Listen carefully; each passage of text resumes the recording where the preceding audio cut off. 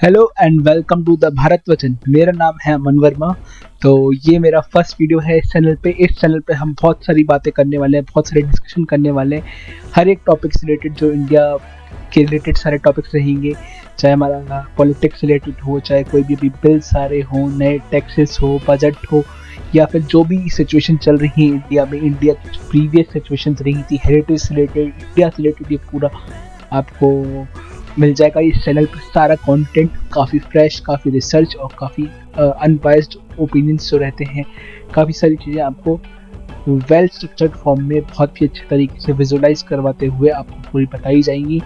चाहे आप कुछ भी कर रहे हो, ये एक तरह से आपका आप बोलो न्यूज़ चैनल रहेगा, जहाँ पे फालतू के डिबेट्स नहीं होंगे, फालतू के डिस्कशंस नहीं होंगे, कोई लप्पू सा सचिन वाला टॉपिक नहीं होगा।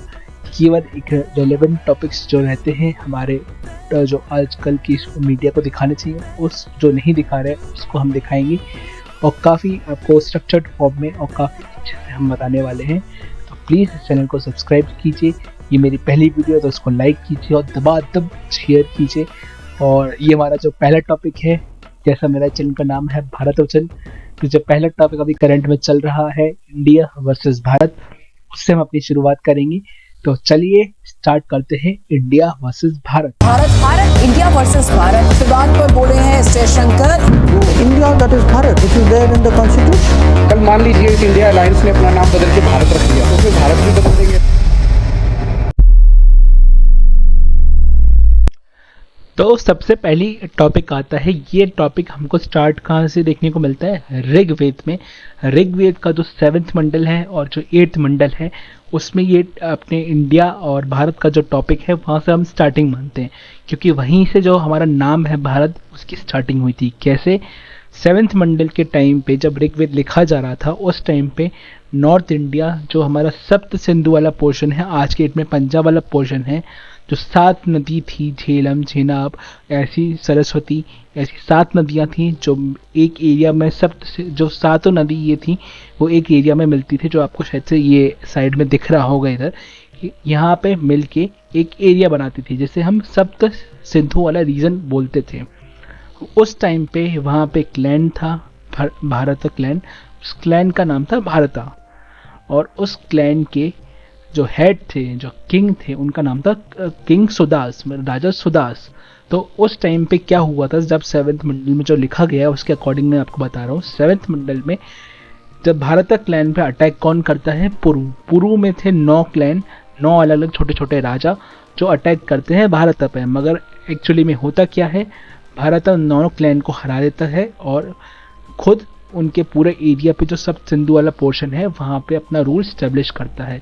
और यही जो हमारा क्लैन है, ये हम एक तरह से अगर आप बोलो कि जो माइथोलॉजिकल हमारा रहता है, जो हमारी हिस्ट्री रही है, जो रामायण महाभारत वाली हिस्ट्री रही है, जो वेद वाली हिस्ट्री रही है, उसके अकॉर्डिंग जो हमारा कलयुग का पहला क्लैन था, कलयुग का पहला एम्पायर था भारत, वो यहाँ से हमको स्टार्टिंग देखने को मिलती है।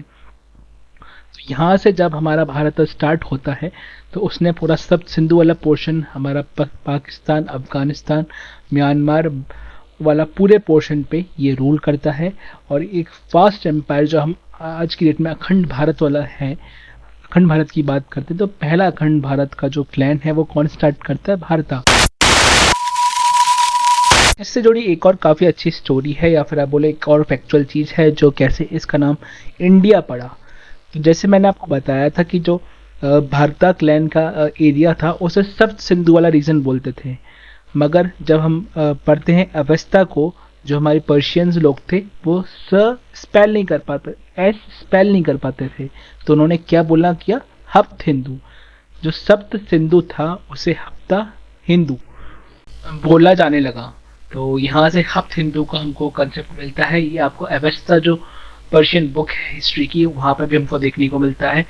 फिर क्या हुआ? ग्रीक्स आते हैं। ग्रीक्स क्या थे? उनके पास एच और यू का कोई मोल तोल ही नहीं था ना। जैसे कि वो अपने पर्शियंस लोग एच नहीं बोल पाते थे, वो ये लोग अपना एच नहीं बोल पाते थे और यू नहीं बोल पाते थे, तो उन्होंने क्या नाम लिया? इंडस।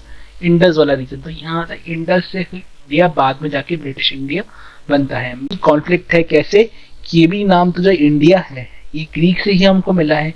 ग्रीक ने इस एरिया को जो सब सिंधु वाला रीजन था उसे इंडस बोला।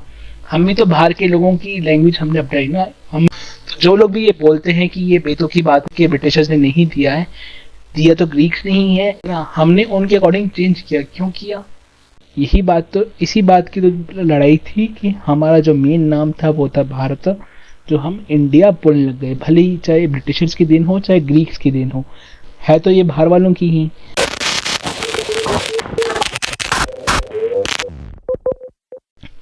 तो हम बात करते हैं अब 17 ऑफ सितंबर 1949।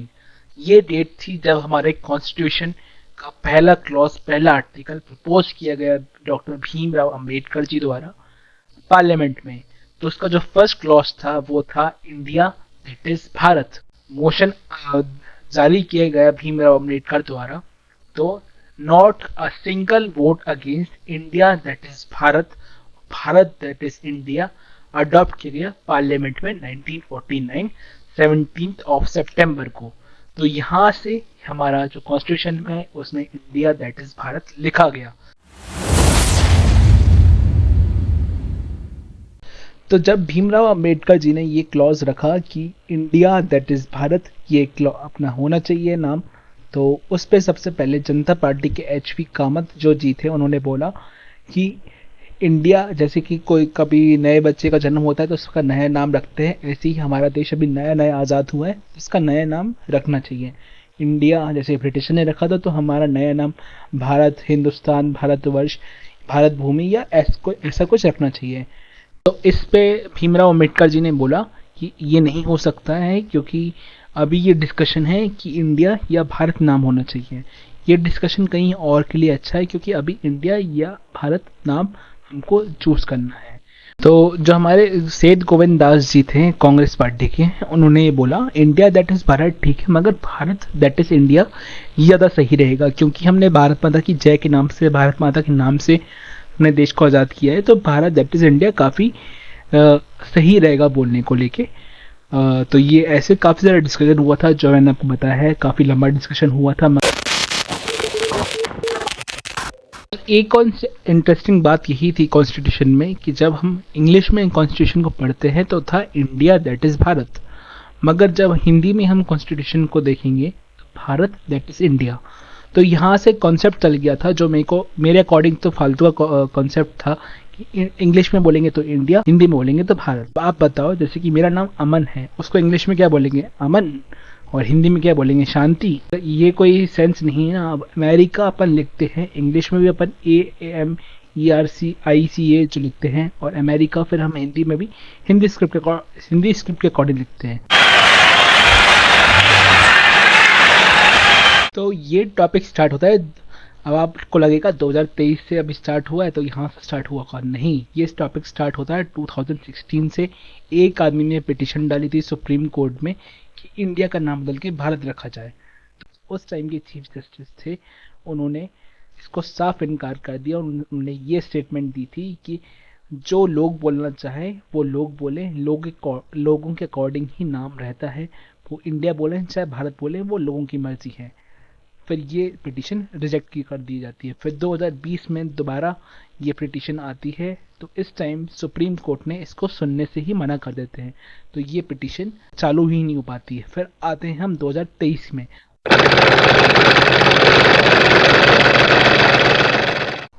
तब बात करते हैं जून 2023 की। तो जून 2023 में 28 पॉलिटिकल पार्टी 3 जगह मीटिंग करती हैं, पटना, बेंगलोर और मुंबई में। उसमें वो 2024 के इलेक्शन के लिए एक संग अपना अलायंस फॉर्म करती हैं, और उस अलायंस का नाम रखती हैं India that is Indian national development inclusive alliance. तो ये 28 पॉलिटिकल पार्टी अपना अलायंस फॉर्म करते हैं इंडिया। उसके बाद 31 अगस्त को जो हमारे पार्लियामेंट्री मिनिस्टर है वो ट्वीट डालते हैं कि इस टाइम पे हम 18 से 22 सितंबर के बीच में एक नया पार्लियामेंट्री सेशन, जो स्पेशल पार्लियामेंट्री सेशन है, वो बुलाएंगे, जबकि कुछ टाइम बाद रेगुलर जो हमारे थे वो चालू होने वाले थे। प्रेसिडेंट G20 की मीटिंग के लिए सारे जो मिनिस्टर्स थे, सारे जो नेता हुए होते हैं, उनको बुलाते हैं। उनके इनविटेशन वाले लेटर में हमको देखने को मिलता है प्रेसिडेंट ऑफ भारत तो वहाँ से काफ़ी ये जो इनविटेशन है वो सारे नेताओं को जो दिया था उन्होंने, वो वायरल हो जाता है। तो यहाँ से एक स्पाइक मिलता है इस टॉपिक को कि इंडिया का नाम बदल के भारत रखा जा रहा है। फिर उसके बाद जब हमारे मोदी जी बैठे थे G20 में, उन्होंने क्या रखा था अपना नाम? भारत। इंडिया जो उनके जो प्ले कार्ड पर लिखा रहता है, इंडिया की जगह भारत लिखा था। टॉपिक गरमाता है कि इंडिया का नाम बदल के भारत रखा जा रहा है। तो जो 28 पॉलिटिकल पार्टी के लीडर्स थे, एक एक करके बोलते हैं कि हमारे डर से ये लोग नाम चेंज कर रहे हैं। तो मगर वो बोलते हैं कि आप नाम चेंज मत करना, नहीं तो हम दोबारा मीटिंग बुला के अपना नाम भारत रख देंगे। ये जो पहली कंट्री है जिसने अपना नाम चेंज करेगी या नाम करने वाली हुई, क्योंकि काफ़ी सारी कंट्रीज ने अपने ऑथेंटिसिटी और अपने कल्चर को प्रमोट करते हुए नाम अपना चेंज कर रखा है। जैसे कि अपना म्यांमार ने बर्मा से म्यांमार किया था, श्रीलंका ने सीलोन से श्रीलंका किया था, जो ब्रिटिशर्स द्वारा दिया गया था सीलोन, उसको वापस से वो श्रीलंका रखते हैं। नॉर्थ और साउथ जो हॉलैंड था उसको नीदरलैंड्स बोलते हैं। पर्शिया ने ईरान ने अपना नाम पर्शिया से चेंज करके ईरान रखते हैं। तो काफ़ी सारे लोग ने पहले से अपना नाम चेंज कर रखा है। कि नाम चेंज करने में बहुत सारी दिक्कतें आती हैं। जब आप नाम चेंज करते हो तो काफ़ी ज़्यादा खर्चे भी होंगे। एक रिपोर्ट के अकॉर्डिंग 14,000 करोड़ खर्चा आएगा जब भी आप और एक इंडिया अपना नाम चेंज करेगा। तो देखो इंडिया जो नाम है, हालांकि उसका कोई भी इंडिया के कल्चर से, इंडिया के रिलेटेड जो भारत से रिलेटेड चीज़ है, वो उसमें कोई लेना देना नहीं है। ये ब्रिटिशर्स द्वारा दिया गया है, ये मानना है, मानना रहेगा और दिया गया भी है। तो इसको लेके काफ़ी ज़्यादा डिस्कशन चलेंगे, सही है नहीं है। मेरे अकॉर्डिंग तो सही। भारत दैट इज़ इंडिया वो करेक्ट है, इंडिया दैट इज़ भारत ये गलत है। तो चलिए इस वीडियो को यहीं पे मैं एंड करता हूँ। आपको अब यहाँ पे पूरे लोगों की क्लिप्स आपको मिल जाएंगी एक एक करके, कि किसने क्या बोला, क्या कैसे है, इंडिया का नाम भारत क्यों रखा जाना चाहिए, वो आपको सारी चीज़ें यहाँ पे देखने को मिलेगी। Thank you for attending, thank you for watching. तो लाइक करें, सब्सक्राइब करें, शेयर करें। Thank you. A name which has no cultural background, a name which has no significance, a name which does not instill pride in you, that kind of a name I will give you, because this is the technology of dominance. In this country, maybe 2, 3, maybe 5% of the people speak English language, but the nation is named in English. It doesn't mean anything to someone who doesn't speak English language, India. Bharat has a power to it. Vishnu Purana में कहा गया है, उत्तरम यत् समुद्रस्य हिमाद्रश्चैव दक्षिणम वर्षतद् भारतम नाम भारती यत्र संतति ही। India शब्द वेस्ट ने दिया और बुरे भाव से दिया। उनकी नजर में इंडियन होने का मतलब है बहुत पिछड़ा हुआ होना, रेड इंडियंस, वेस्ट इंडियंस। लेकिन ये आज हो या कभी भी हो, मैं इस पक्ष में हूं कि देश का नाम देश की भाषा में होना चाहिए और देश की भाषा भारत के पक्ष में है। Bharat means Bharatha. Bhava means sensation, out of which comes emotion. Ra means raga, or the tune. The tune is not yours, the existence has already set the tune. Now you have to just find the rhythm, which is the thala. If you find the right rhythm, you are a fantastic human being. If you miss the rhythm, you're crushed by the process of life.